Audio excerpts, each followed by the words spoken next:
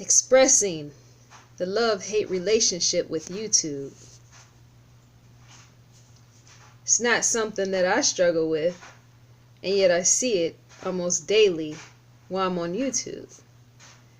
Those who are members of a very creative content community. What do you think and feel about YouTube? What do you think and feel about the policies and how things have actually changed once again? Do you know that most major corporations change their policies about every 2 to 3 years? Sometimes less. What do you think and feel about that?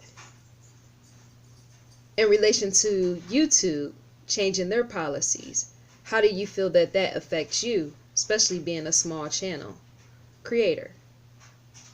Now, I've seen hundreds upon hundreds of posts, and I'm sure there's thousands upon thousands of creators, if not millions and billions, all across the platform that are highly upset over the fact of YouTube changing the way that they're operating.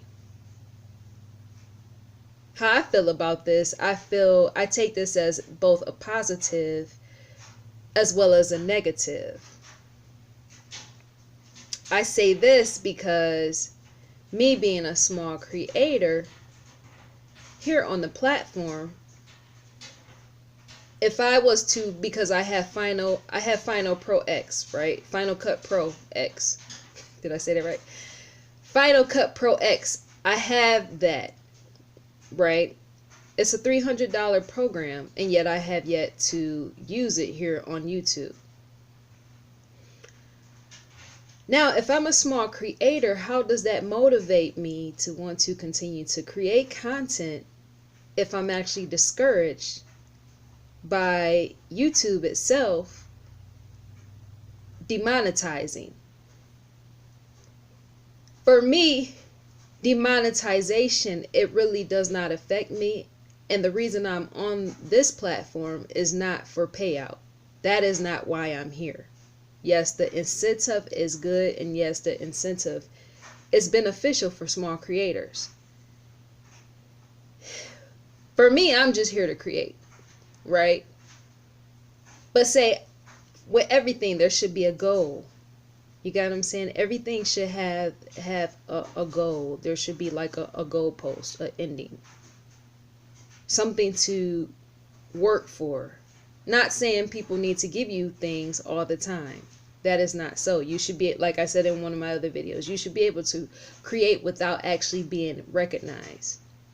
And yet, as I was saying, when people feel that they're a part of something, they want to stay and they want to create, even if they're never given anything. Even if you or I are not giving anything at all, we still want to be a part of a community which is huge and creative and sharing and providing to others and providing a service. So when a place such as YouTube cuts that off from so many people, that allows discouragement in the area of not wanting to stay and not wanting to continue to create.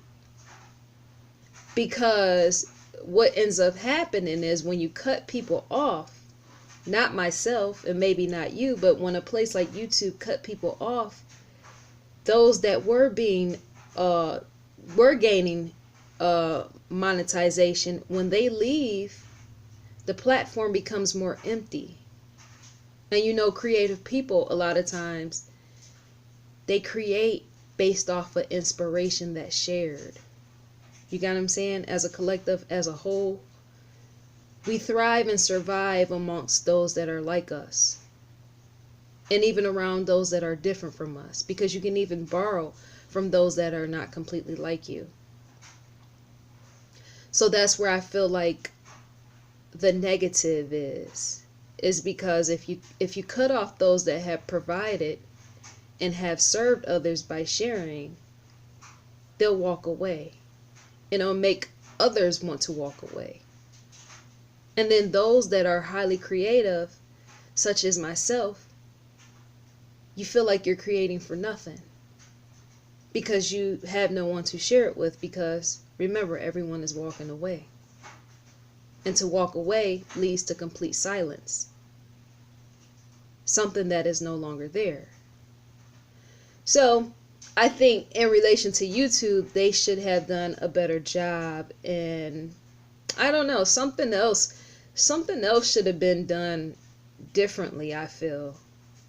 You know, I can't really bash them and blame them because I don't know what was discussed, and behind the scenes I don't know what was actually discussed, or in the boardroom I don't know, so I can't really fully speak on that. But anytime you have thousands of creative people in one space and you're doing payouts like that, and then you just cut them off, just imagine how they feel.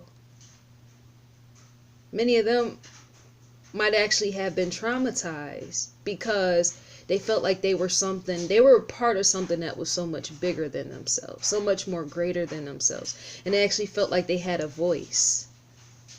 And yet to take that away, they felt like they had nothing at all. I think that part is sad.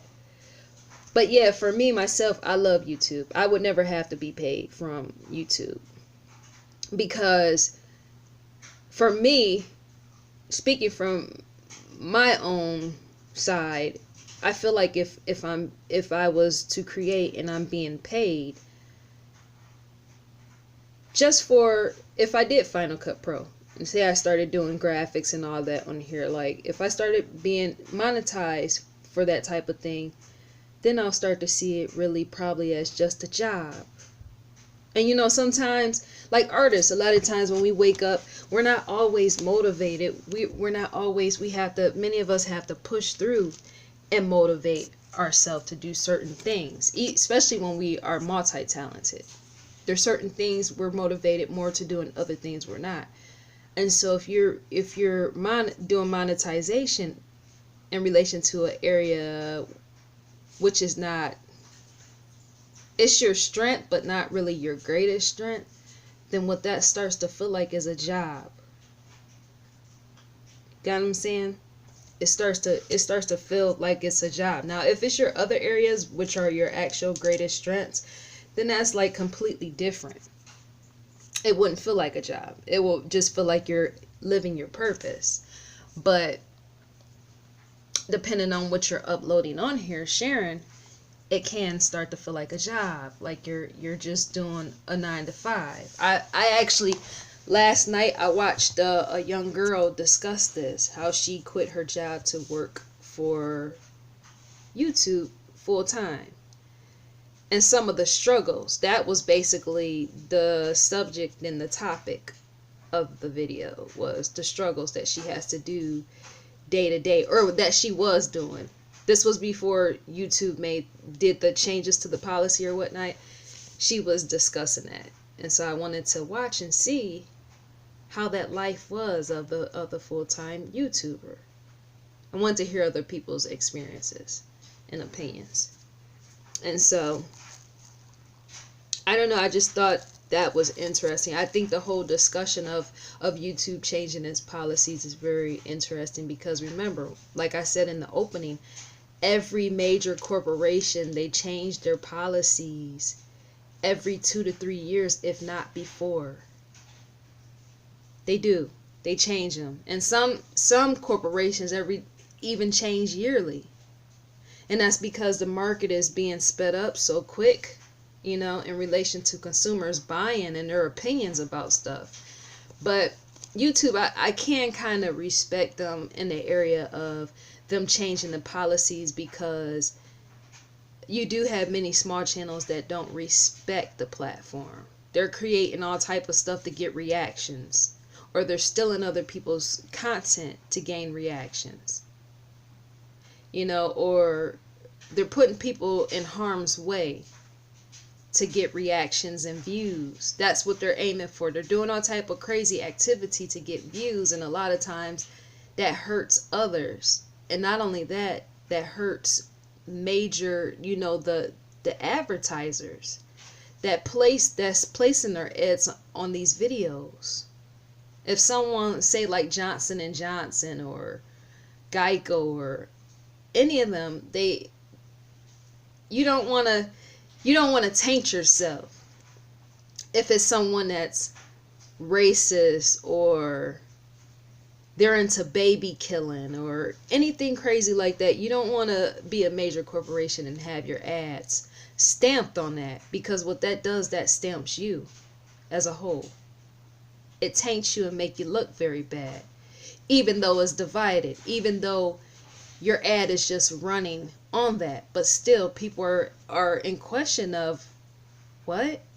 Johnson and Johnson, they were just on a baby killer video, you know. And what it does, it'll start a public uproar, because people are not with that. They don't support certain things like that. They try to protect their family from that. So that's why I can respect YouTube and the major corporations pulling their ads on here, because it's just a respect issue. Like, yes, being on here is freedom of thought, freedom of views, freedom of how you feel, but at the same time you have to be very careful of, just from a corporation standpoint, you have to be very careful when you are a business placing yourself out there on other people's content and they don't hold the same views as you. That's just common sense, because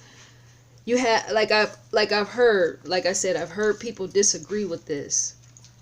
They're like, well, what does these corporations care about an ad being placed on a racist video? Or what does these corporations care about, an ad being placed on a killer clown's video? And my thing is, think of if it was you in your business.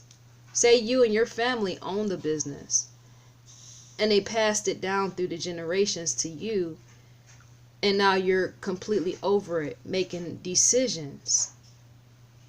Some of them have sponsors. Many of them have sponsors.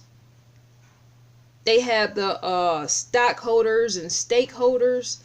That's when you start to, you have to use common sense, because business operates everything. And I say this all the time. Anytime you are that big in business and you have stakeholders, stockholders, investors, even a place like Target, I believe, or even Walmart probably has investors because of partnerships and stuff like that. Anytime you're doing business on that level, you have to be careful where your image and your logo and your trademark and your branding, all that, what it touches on.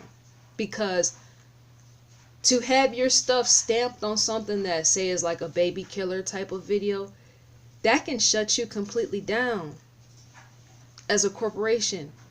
Because see, the public, they don't know what to believe. They don't understand YouTube algorithm. They don't understand that. That's a whole lot deeper. So if a child and his mother or her mother, say a 3-year-old child is sitting there with their mom and they're watching something, and then say they flicking through YouTube like, oh, what's this, baby killer? And then Johnson and Johnson flashes through as an advertisement. That mom might want to take Johnson and Johnson to court, because she don't understand that was just advertising that ran through. That was just the ad that ran through. You got what I'm saying? She didn't understand the difference in the divide. Many people don't understand the disconnection between the ad and the actual video. They don't.